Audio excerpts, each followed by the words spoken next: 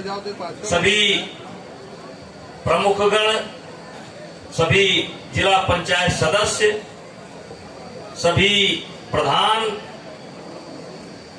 मुस्लिम समाज के तमाम धर्मगुरु हमारे मंच पर मौजूद हैं। इस सहयोग के लिए इनका मैं शुक्रिया अदा करता हूं। भाइयों, एक दिन मैंने टीवी पर देखा कि राज ठाकरे अयोध्या आना चाहते हैं। साथ ही साथ मैंने ये देखा कि वो अयोध्या आने के पहले उत्तर प्रदेश के यशस्वी मुख्यमंत्री योगी आदित्यनाथ जी से मिलना चाहते हैं। मेरे मन को बड़ा झटका लगा, क्योंकि मराठी मानुष और उत्तर भारतीय का बीज इसी आदमी ने महाराष्ट्र की धरती पर बोने का काम किया है। भाइयों, महाराष्ट्र मुंबई देश की आर्थिक राजधानी है, लेकिन उसको राजधानी बनाने में 80% सहयोग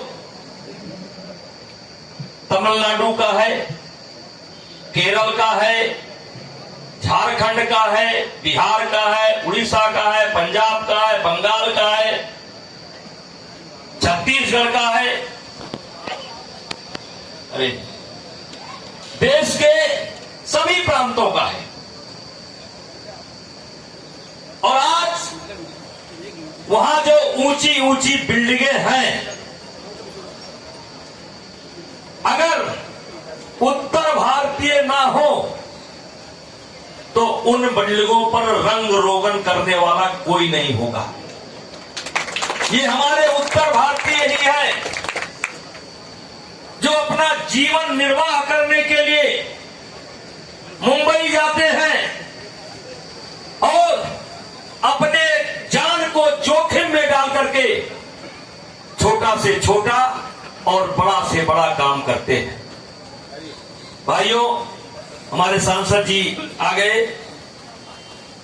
अजय बरलाल जी, एक बार जोरदार स्वागत करिए इनका ताली बजा करके।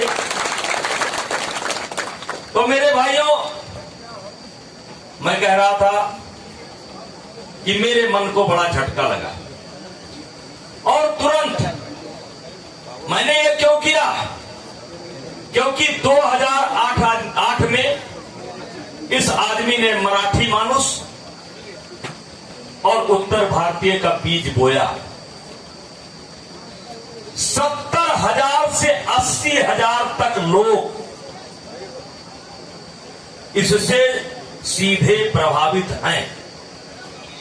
विद्यार्थी परीक्षा देने गए, उनको परीक्षा नहीं देने दिया गया। अस्पताल गए, मेरे ही वकील हैं दान बहादुर सिंह, वो लीलावती हॉस्पिटल में अपने बच्चे को लेकर के एडमिट थे। लाख सफाई दिया उन्होंने, लाख दुहाई दिया, लेकिन मनसे के कार्यकर्ताओं ने नहीं माना और दान बहादुर सिंह को अपना बच्चा लीलावती अस्पताल से लेकर के भागना पड़ा। हम ये नहीं कहते कि सारी बातें राज ठाकरे के जानकारी में हो रही थी, लेकिन महिलाओं की डिलीवरी होने वाली थी, महिलाएं हाथ जोड़ती थी, महिलाओं के परिवार के लोग हाथ जोड़ते थे कि हमको डिलीवरी कराने तक रहने दो, लेकिन इस राक्षस ने हमारी महिलाओं को डिलीवरी कराने का भी मौका नहीं दिया। भाइयों, इस अन्याय को कहां तक गिनाया जाए। आज जम्मू कश्मीर के अंदर धीरा धारा 370 लागू थी। मोदी जी ने समाप्त कर दिया।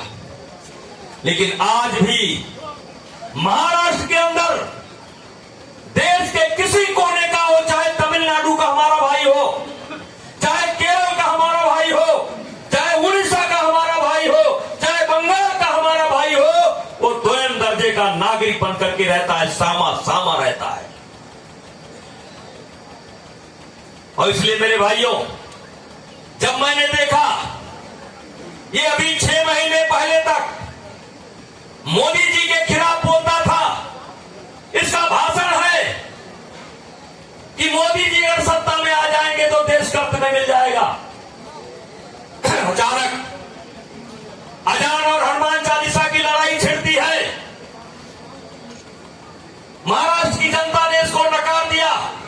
इसका कोई सांसद नहीं है, कोई विधायक नहीं है, और अपनी राजनीति चमकाने के लिए हनुमान चालीसा के नाम पर आंदोलन शुरू करता है।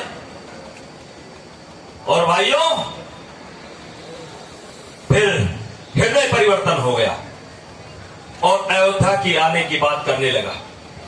और इसलिए मैंने तुरंत ट्वीट करके ये कहा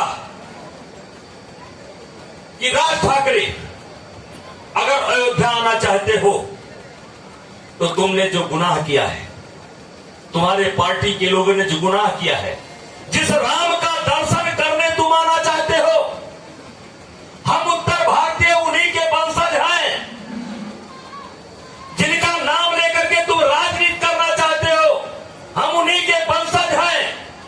और राम को अगर राजनीति का आधार बनाना चाहते हो तो राम का थोड़ा गुण आपको अपने अंदर अपनाना होगा, वैसे हम आपको राम भक्त बनने देंगे। अयोध्या सबकी है, कोई आ सकता है। और हमने तो ऐलान किया है कि महाराष्ट्र का कोई साथी अगर आना चाहता है अयोध्या आवे, सारे होटल वाले 50% डिस्काउंट देने को लिए तैयार हैं। सारे धर्मशालाओं ने डिस्काउंट देने की तैयारी कर ली है। हिंदू परिवार अपना दरवाजा खोल करके बैठा उसके लिए, मुस्लिम परिवार उसके स्वागत के लिए बैठा है। लेकिन एक आदमी का नहीं, एक आदमी का नहीं। हमारा महाराष्ट्र से कोई बैर नहीं। महाराष्ट्र का उत्तर प्रदेश का बहुत गहरा इतिहास है। छत्रपति शिवाजी महाराज, औरंगजेब उनसे मुलाकात करना चाहता था और मुलाकात की जगह तय हुई आगरा। और छत्रपति शिवाजी महाराज जब आते हैं और दरबार में बराबर सम्मान नहीं मिलता है, वो अपमानित महसूस करते हैं और वहां से चले जाते हैं। औरंगजेब को बुरा लगता है, छत्रपति शिवाजी महाराज को बंदी बना लेता है। और आपने सुना होगा, एक कुम्हार की मदद से छत्रपति शिवाजी महाराज एक घड़े के अंदर बैठ करके भागने में सफल रहे। वो तो निकल गए, लेकिन अपने पुत्र संभाजी को लेकर के नहीं जा पाए।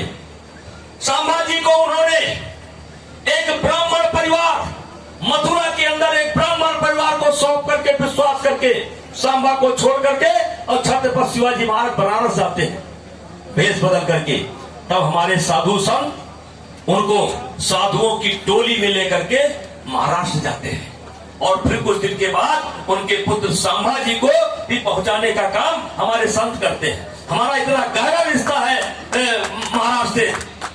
लेकिन और इसलिए मैं कहना चाहता हूं, मैंने कहा, मैंने लिखा तुरंत कि हमारे मुख्यमंत्री जी को नहीं मिलना चाहिए।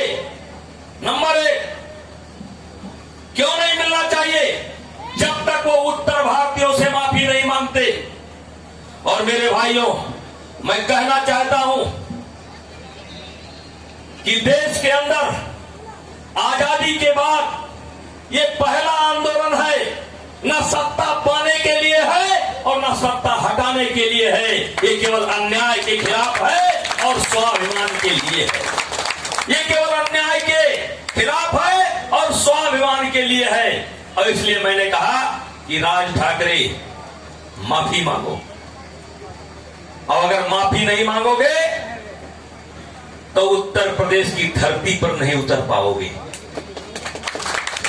और मैंने पहले दिन कहा कि हमारे पार्टी का आंदोलन नहीं है, हम पहले राम के वंशज हैं, हम अयोध्यावासी हैं, फिर हम उत्तर भारतीय हैं, फिर हम भारतीय जनता पार्टी के सांसद हैं। लेकिन पहले हम उत्तर भारतीय हैं। लोग मर गए। मैं दिल्ली जाने वाला प्रेस करूंगा।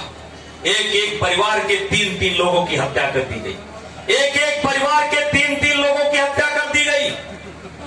यही हमारे संत कबीरनगर के एक राय साहब थे, हाथ पैर जोड़ते रहे, इतनी पिटाई किया, पहले मुर्गा बनाया और मुर्गा बनाने के बाद इतने पिटाई किया, इतना पिटाई किया, वो मर गए। कितना दृष्टांत हो। और इसलिए मैंने कहा माफी मांगो। और फिर बात आती है, मैंने संत समाज को इकट्ठा किया, मैंने मुस्लिम समाज के उलेमाओं को इकट्ठा किया, नंदिनी नगर में एक तैयारी बैठक की।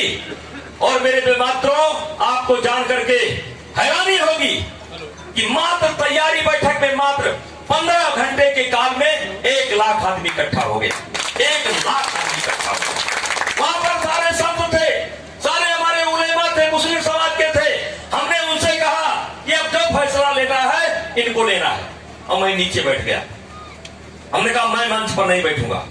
जब नीचे बैठ गया, सारे साधु संतों ने, सारे मुस्लिम धर्मगुरुओं ने एक स्वर से फैसला किया कि जब तक राज ठाकरे माफी नहीं मांगता है तब तक उसको अयोध्या में हमारे मुस्लिम समाज के लोग भगवान राम को इमाम हिंद कहते हैं, इसलिए कहते